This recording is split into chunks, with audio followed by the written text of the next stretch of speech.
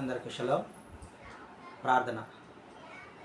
మహాగణుడవు, మహోన్నతుడవు, నిత్య నివాసివి, పరిశుద్ధుడవు, ప్రేమమయుడవు, ఆలోచనకర్తవు, అద్వితీయుడైన తండ్రి, అల్పయోమయమైన తండ్రి, మీ ఘనమైన నామములకు స్తుతులు స్తోత్రాలు చెల్లించుకుంటున్నాం.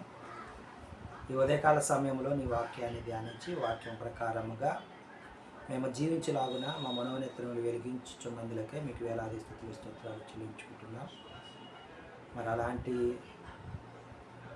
మనోనేత్రం వెలిగించుకుంటున్న మేము కుడికి కానీ ఎడమకు కానీ త్రొట్టెళ్ళకుండా తిన్నగా నీవునే గురిగా చేసుకొని మేము నడుచుకుని ధన్యతను మాకు అనుగ్రహించమని ఈ మా మనవరుడు మా రక్షకుడు విమోచకుడు యెషువా మెస్సయ్య నామమున అడిగి పొందుకుంటున్నాం తండ్రి, ఆమేన్. ప్రేమించి నన్ను వెదకితివి, ప్రీతితో నన్ను రక్షించితివి. ప్రేమించి నన్ను వెదకితివి, ప్రీతితో నన్ను రక్షించితివి. పరిశుద్ధ జీవితం చేయుటకై పాపిని నన్ను కరుణించితివి.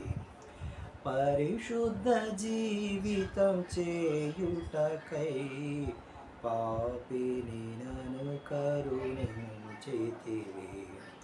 హల్లెలూయా హల్లెలూయా హల్లెలూయా ని పాడెదను, ఆనందముతో సాగెదము. హల్లెలూయా హల్లెలూయా హల్లెలూయా ని పాడెదము, ఆనందముతో సాగెదము. సర్వకృపానిధియగు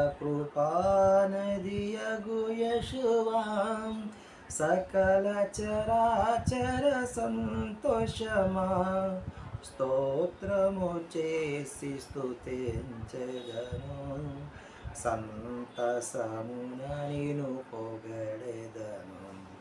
స్తోత్రము చేసి స్తుతించెదను, సంతసమున నిన్ను పొగడెదను. 2 సమూయేలు గ్రంథము 19వ అధ్యాయం అనేది ధ్యానించుకుంటూ ఉన్నాం. అబ్షాలోమును గురించి ఏడుస్తున్నటువంటి రాజు వద్దకు యోవాబు వచ్చి, నీ శత్రువులను, నీకు విరోధులైన వారిని మేము చంపి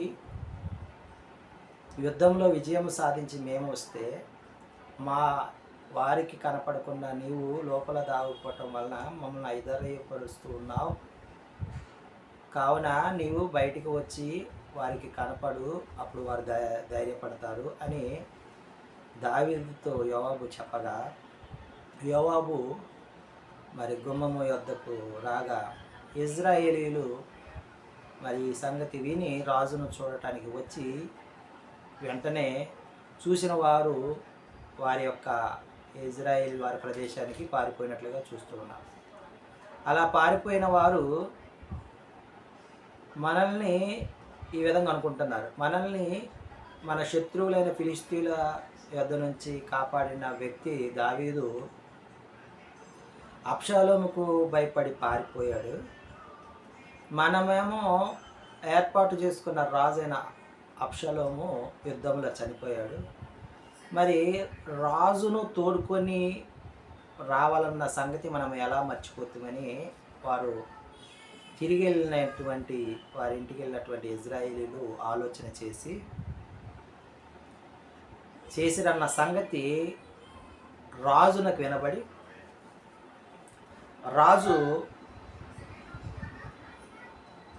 యాజకులైన సాదోకు అబ్యాతారును పిలిచి, నీవు యోధా వారి దగ్గరికి వెళ్ళి ఈ వర్తమానం పంపు, రాజును తీసుకుని తోడుకొని వెళ్ళడానికి ఎదురు రమ్మని అని మరి పంపగా, అలా పంపిన తర్వాత అమాషా దగ్గరికి కూడా మరి దూతలను పంపి నిన్ను యోవాబు కంటే పైగానిగా నేను నియమిస్తాను.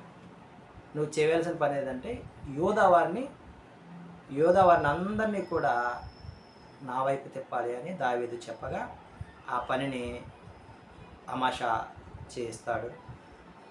మరి దావీదుని ఎదుర్కొనటానికి యోధా వారందరూ కూడా గిల్గాలు వద్దకు రాగా దావీదు యోర్దాను అద్దరికి వచ్చినట్లుగా ఈ అధ్యాయం మనం గమనించగలం. ప్రియమైన సహోదరులారా, యుద్ధం గెలిచారు కానీ కన్న కొడుకు చనిపోయాడన్న బాధలో దావీదు ఉన్నప్పటికీ రాజుగా ఉన్న అతను ఆ రాజుగా చేయవలసిన పనిని చేయగలిగాడు.